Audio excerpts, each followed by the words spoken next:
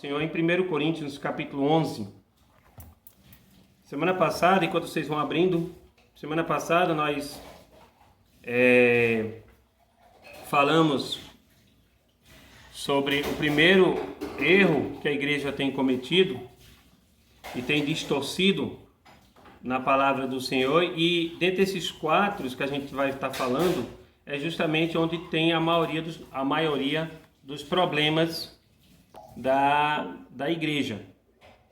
Semana passada falamos sobre a falta das pessoas estarem aos pés dos apóstolos aprendendo a palavra do Senhor.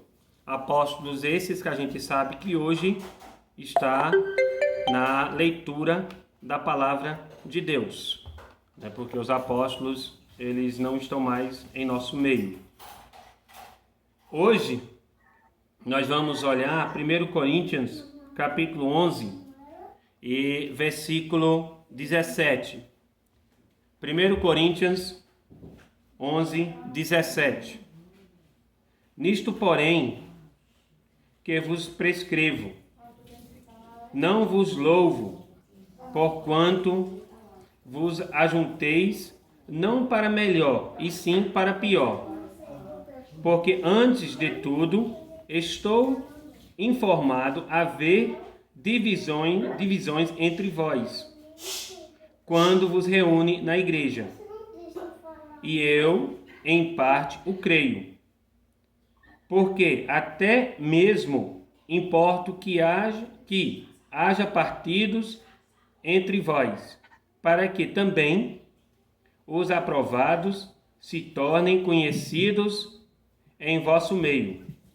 Quando, pois, vos reúne no mesmo lugar, não é a ceia do Senhor que comeis, porque o que comerdes, cada um toma antecipadamente a sua própria ceia, e há quem tenha fome, ao passo que há também quem se embriague. Não tendes, porventura, casa onde comer e beber?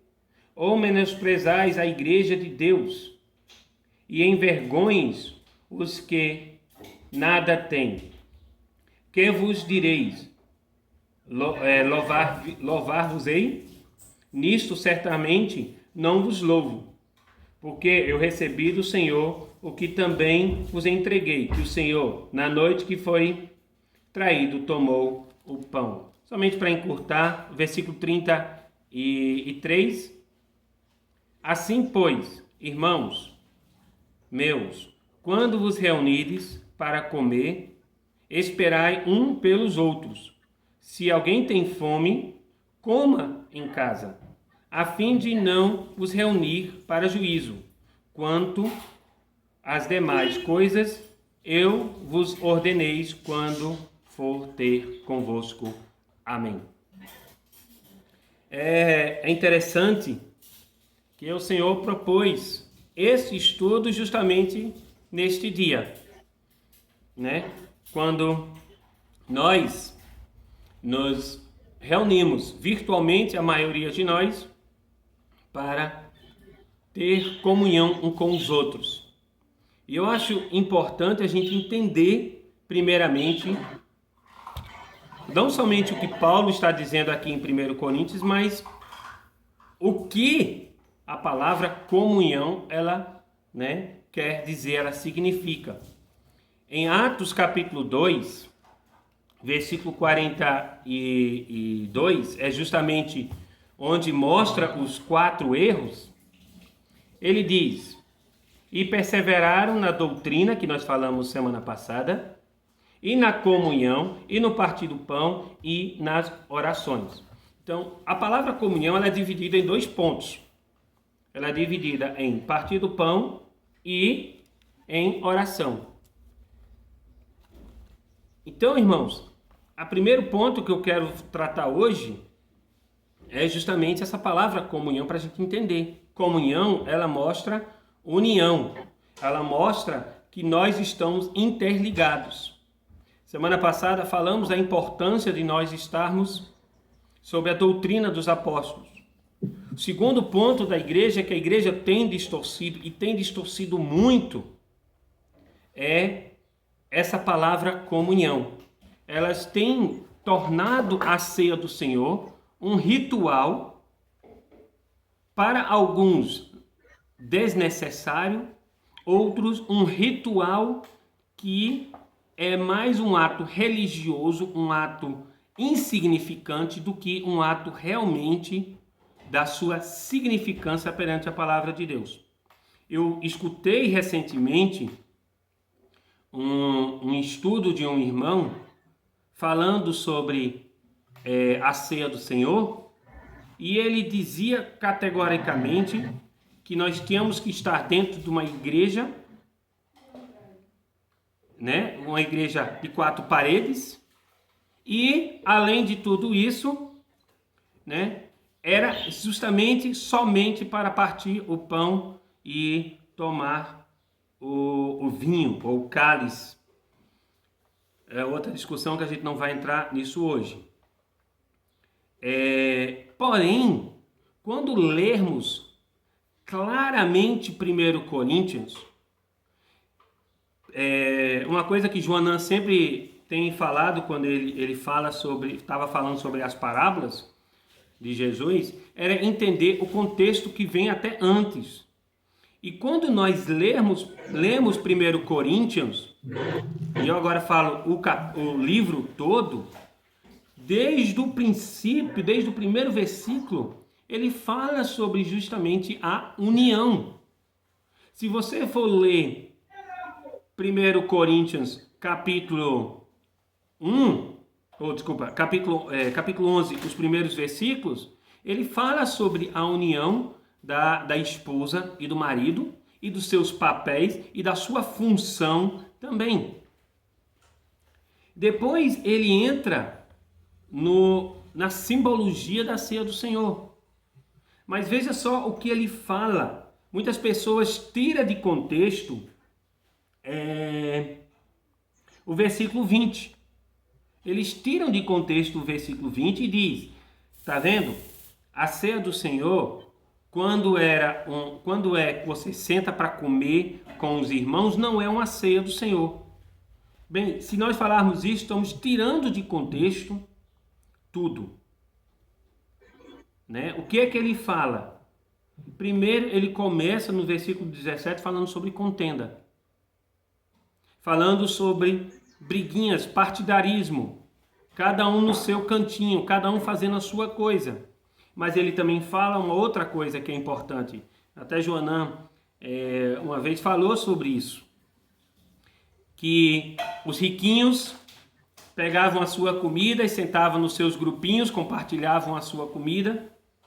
E lá no cantinho, aqueles que não tinham o que comer, ficavam ali separados, sem se alimentar, só vendo os irmãos comer.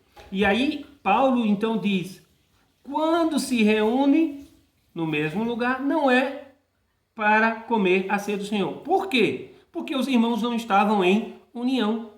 Os irmãos não estavam com o mesmo propósito. Existe um ditado popular: você quer conhecer alguém, sente e coma 1 quilo de sal com ele. E esse comer 1 quilo de sal fala do quê? De vocês estarem juntos, compartilhando aquele quilo de sal e se desfrutando daquilo. Desfrutando entre aspas, né? E Paulo estava falando falando justamente sobre isso. Que se nós somos irmãos em Cristo, nós temos que estar prontos para compartilhar um com os outros até o pão de cada dia. A ceia do Senhor, sem o compartilhamento da alimentação, ela não tem nenhum significado. Porque a própria palavra vem da palavra comunhão. A ceia do Senhor é uma comunhão com os irmãos. E no meio desta comunhão é que vem, você percebe isso, porque no versículo 17 ele fala sobre as intrigas, ele vai falando sobre não compartilhar o pão, Aí no versículo 23 até o versículo 32, ele vai falando sobre a ceia do Senhor, mais especificamente o versículo 20, até o versículo 26. Do 27, desculpa, do 28 ao 32, ele fala da ceia do Senhor, mas ao mesmo tempo fala sobre o examinar. O que é esse examinar? Ele não está falando somente sobre o pecado, mas ele está falando sobre o principal pecado, que é o quê? A vanglória e a falta de amor um para com os outros, a falta do compartilhamento um com os outros.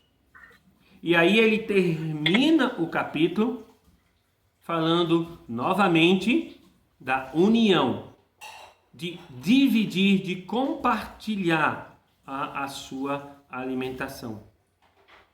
Eu me lembro, para vocês entenderem um pouco do que Paulo estava querendo fazer, eu me lembro uma vez, teve um amigo secreto lá na escola americana, e não foi na minha sala, mas eu fiquei sabendo disso. Esse menino, ele tinha muito dinheiro, e ele tirou um dos meninos que não tinha tanto dinheiro, e ele presenteou, aquele colega com um tênis da época, da moda da época.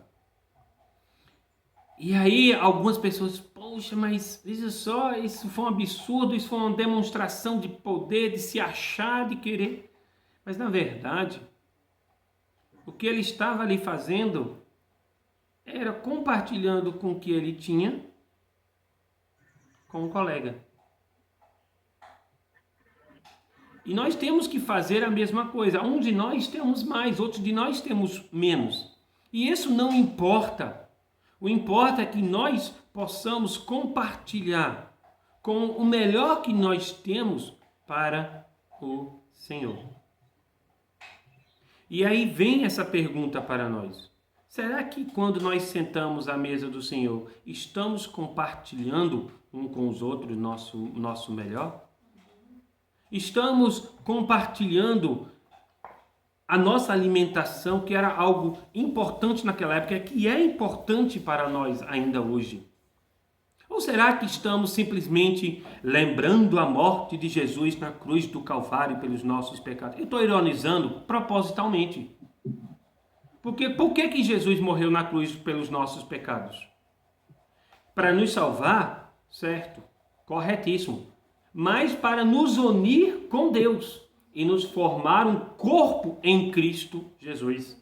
Ou seja, há a questão da união um com os outros.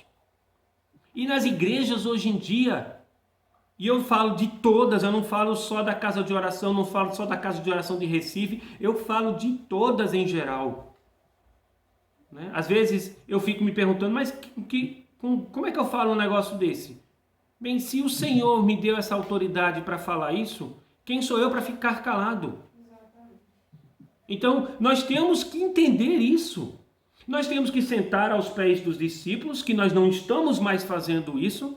Estamos usando o tempo Obrigado, Viviane. Os apóstolos, né? Nós não estamos usando as construções, meus amados. Se nós queremos ter construções, que também é outra distorção que nós não vamos falar sobre isso agora, né? Mas se nós queremos ter um lugar para sentar, o lugar para sentar chamado igreja não é para os não crentes. É para nós e que sentarmos e estudarmos a palavra de Deus. Primeiro ponto, aos pés dos apóstolos que escreveram essas maravilhosas cartas que nós temos em nossas mãos hoje. Segundo ponto, é para termos comunhão um com os outros. Né? Eu tenho participado de várias ceias. Eu acho que Joana deve ter participado bem mais do que eu. Mas eu não vejo hoje nenhum lugar realmente fazendo a ceia do Senhor como uma família. Temos feito a ceia do Senhor como ritual. Aí eu volto para o que o Senhor diz aos israelitas. Me traz ânsia de vômito os seus sacrifícios. Paulo falou isso em 1 Coríntios. Gente, o que é que vocês estão fazendo? O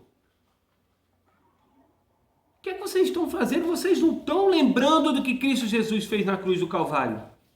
Vocês estão concluindo um ritual.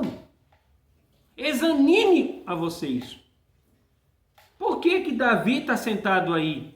Por que Chaene? Por que Raquel? Por que Joanã? Por que Ana? Por que Asaf, que saiu da câmara, está fazendo sentado aí?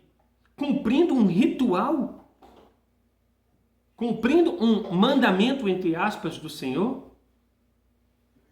Se nós estamos fazendo isso, o que é que Paulo diz? Estamos tomando e bebendo do pão indignamente.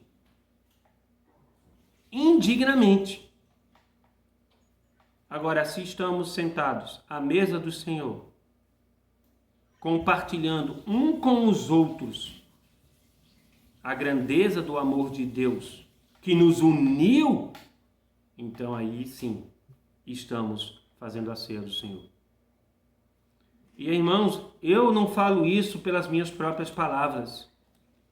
Eu falo isso pelo que o Senhor tem falado aos nossos corações. E nós temos que entender isso hoje. Nós temos errado. Nós, a igreja do Senhor. Eu não falo nós, igreja, casa de oração. Eu falo nós, a igreja do Senhor, o corpo de Cristo, melhor colocando assim. Temos falhado. Temos falhado em usufruir, de unirmos, de estarmos juntos, aproveitando a palavra do Senhor. Ontem eu estava extremamente cansado e falamos sobre um assunto bem intenso, né, sobre a reforma protestante. E dessa reforma protestante, o que eu percebi, que das 5 que a gente estudou, que eram as 5 principais, só uma tinha a visão de Cristo. A anglicana, pessoal. Calvinista, pessoal. Luterano, pessoal. Eu esqueci o nome do outro. Não. Armenianos. Pessoal.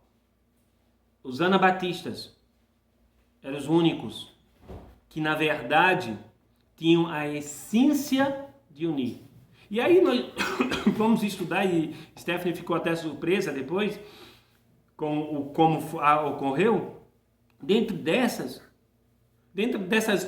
denominações, porque a casa de oração é uma denominação, ela era a única que tinha o princípio que os anabatistas tinham, da glória, de glorificar a Deus. Tinha. Porque hoje nós voltamos aos princípios da reforma protestante e não dos princípios da igreja primitiva. Então, amados irmãos, por que tudo isso está acontecendo? Porque nós não estamos mais estudando a palavra do Senhor como deveria. Nós não estamos mais estamos em comunhão com o Senhor como deveria. Semana que vem, com a permissão do Senhor, nós vamos falar sobre o terceiro ponto. São 4 cultos. 4 momentos de louvor, não vou chamar de cultos, mas 4 momentos de união da igreja que está totalmente distorcida. E essa distorção tem causado tantos outros problemas. Se você parar, Joanã poderia falar bem mais do que eu sobre isso, as 95 teses de Martim Lutero, quantas delas realmente tinham a essência de glorificar e exaltar a Deus acima de todas as coisas e ter o amor ao próximo como a si mesmo? Eu posso lhe dizer, com quase convicção, que eu não estudei elas, nenhuma.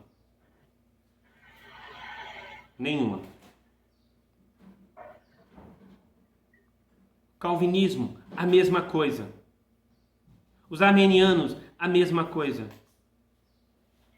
Então, amados irmãos, vamos voltar ao foco em Cristo. Vamos voltar para juntos glorificarmos e exaltarmos ao nome do Senhor. Não adianta, irmãos. E eu não estou falando isso pelo que aconteceu hoje, mas eu estou falando isso pelo que tem acontecido por anos em nosso meio.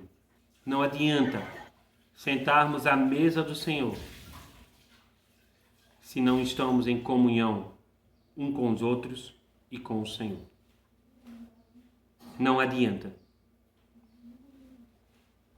Eu posso garantir,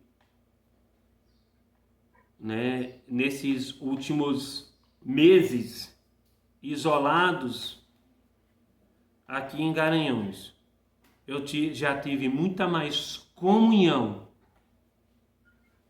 no isolamento com os irmãos do que eu tive em 30, 40 anos de Recife. Isso é triste, mas é uma realidade. É uma realidade que a igreja, eu estou usando a minha vida como exemplo, mas eu vejo isso acontecendo em todos os lugares. Todos os lugares. E a gente precisa retomar a essência de Cristo, que é para a igreja. Qual é a essência de Cristo para a igreja? Sentar aos pés dos apóstolos, ter a comunhão no partir do pão. E semana que vem, na permissão do Senhor, vamos ter o segundo ponto da comunhão, que é o terceiro culto que nós temos pecado muito em fazer. Então, era isso que eu queria compartilhar com os irmãos hoje. Espero que os que estão ouvindo possam ter entendido, os que vão ouvir mais adiante também, e que nós possamos estar procurando realmente glorificar e exaltar ao nome do Senhor. Amém? Talvez possamos cantar Corpo e Família.